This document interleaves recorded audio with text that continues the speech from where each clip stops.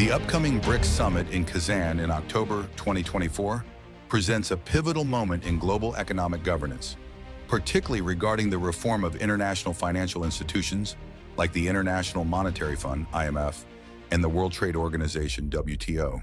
The BRICS nations, which include Brazil, Russia, India, China, and South Africa, have long been at the forefront of challenging the existing structures of these institutions, which have historically skewed in favor of developed nations, often to the detriment of emerging economies in the global South.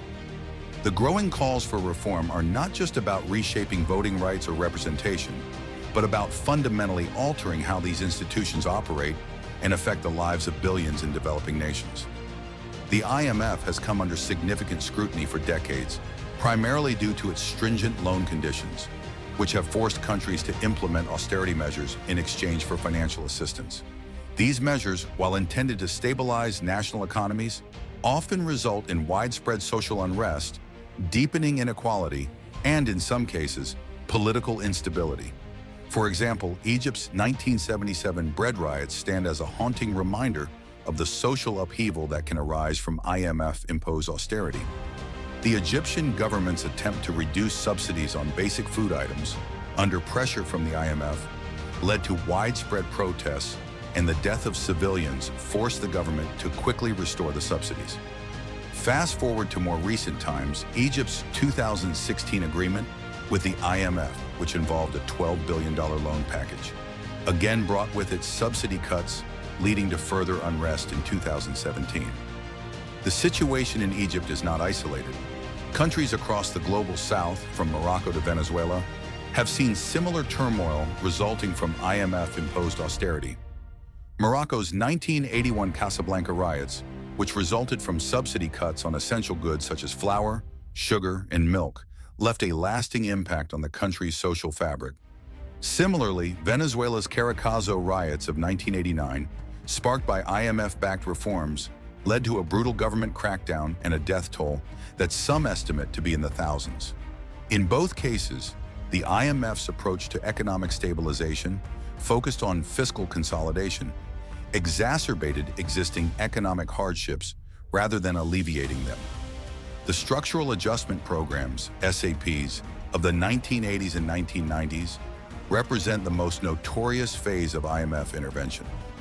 These programs demanded austerity, privatization, and trade liberalization in exchange for financial support. While some countries did achieve economic stabilization, critics argue that these policies disproportionately harmed the poor, deepened inequality, and undermined social safety nets. In Brazil, for example, the IMF's influence in the late 1990s led to fiscal austerity measures that, while stabilizing the economy, increased unemployment and hindered social welfare programs. Similarly, in Nigeria, the IMF's SAPs of the late 1980s led to widespread protests, most notably among university students, as economic hardship increased due to the removal of subsidies and devaluation of the currency. These examples illustrate a core grievance of the global South. The IMF's policies often prioritize fiscal discipline and debt repayment over long-term economic development and social welfare. This has led to a growing sense of frustration and disillusionment with the IMF, particularly as the institution is perceived to serve the interests of wealthy creditor nations. This imbalance is reflected in the decision-making processes within the IMF, where developed nations hold disproportionate voting power, often sidelining the voices of developing countries. At the heart of the BRICS nations' push for reform is a demand for a reallocation of voting power within the IMF. The current system, which is based on financial contributions to the institution, gives developed nations, particularly the United States and European Union, outsized influence. The BRICS nations argue that this arrangement no longer reflects the realities of the global economy, where emerging markets are playing an increasingly significant role. A more equitable distribution of voting power would not only give developing nations a greater say in IMF policies, but also ensure that these policies are better aligned with the needs and challenges of the global South. In addition to voting rights, the BRICS nations are advocating for changes to the IMF's loan conditions. Specifically, they are calling for more flexibility and consideration of the socio-economic context of borrowing nations.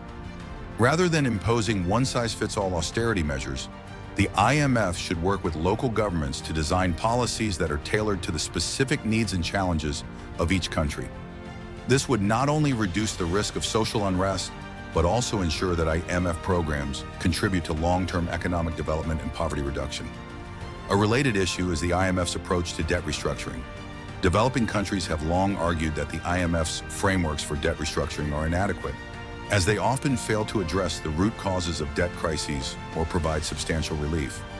The BRICS nations are calling for the establishment of a multilateral legal framework under the United Nations, which would allow debtor nations to negotiate collectively for fairer terms.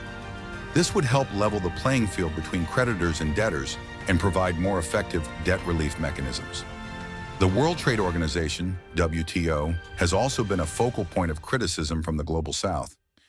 Developing countries argue that the WTO's trade rules disproportionately benefit developed nations, particularly in areas such as intellectual property and agriculture. The Agreement on Trade-Related Aspects of Intellectual Property Rights, TRIP, for example, imposes stringent intellectual property protections that restrict access to essential medicines and technologies in poor countries. This has had devastating consequences for public health, particularly in countries struggling with epidemics such as HIV/AIDS.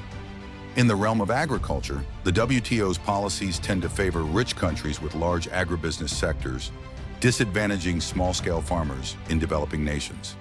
The subsidies that developed countries provide to their agricultural sectors create an uneven playing field, making it difficult for farmers in the Global South to compete. This has contributed to rural poverty and food insecurity in many developing countries. The BRICS nations, along with other countries in the Global South, are pushing for a more equitable trade system that addresses these imbalances. They argue that the WTO should prioritize the interests of small-scale farmers in developing countries, rather than catering to the demands of large agribusinesses in developed nations. This would involve reforming agricultural trade rules to reduce subsidies in developed countries and provide greater support to farmers in the Global South. The dysfunction of the WTO's dispute settlement mechanism has also drawn widespread criticism. The appellate body, which serves as the final arbiter in trade disputes, has been effectively incapacitated since 2019 due to the United States blocking the appointment of new judges. This has left smaller and developing countries particularly vulnerable, as they rely on the dispute settlement system to challenge unfair trade practices by more powerful nations. To restore the functionality of the WTO's dispute settlement mechanism, the BRICS nations and other developing countries are advocating for a more transparent and inclusive system that ensures all member countries, regardless of their economic power, have equal access to justice. This would involve reforming the appellate body to prevent any one country from blocking appointments and ensuring that all member countries have an equal say in the selection of judges. Another key issue raised by the BRICS nations is the growing trend toward plurilateral agreements, where a subset of WTO members negotiate specific trade rules. While these agreements can be beneficial for the countries involved, they have raised concerns about the marginalization of countries outside these deals, particularly those in the Global South. Plurilateral agreements undermine the multilateral nature of the WTO and threaten the inclusivity of global trade governance. To address these challenges, the BRICS nations are calling for a return to a more multilateral approach to trade negotiations, where all member countries have an equal say in shaping global trade rules. This would not only restore the credibility of the WTO, but also ensure that trade agreements reflect the needs and interests of all countries, particularly those in the Global South. In conclusion, the upcoming BRICS Summit in Kazan represents a crucial moment in the ongoing effort to reform international financial institutions such as the IMF and WTO. The BRICS nations are advocating for changes that would give developing countries a stronger voice in global economic governance and ensure that these institutions better reflect the realities of the 21st century global economy. By addressing the imbalances in voting power, loan conditions, and trade rules, these reforms have the potential to create a more equitable and inclusive global economic order. However, achieving these reforms will require sustained pressure from the Global South and a willingness from developed nations to share power and make concessions. Only through such comprehensive reforms Can the IMF and WTO regain the trust of the Global South and work toward a more just and inclusive global economic system?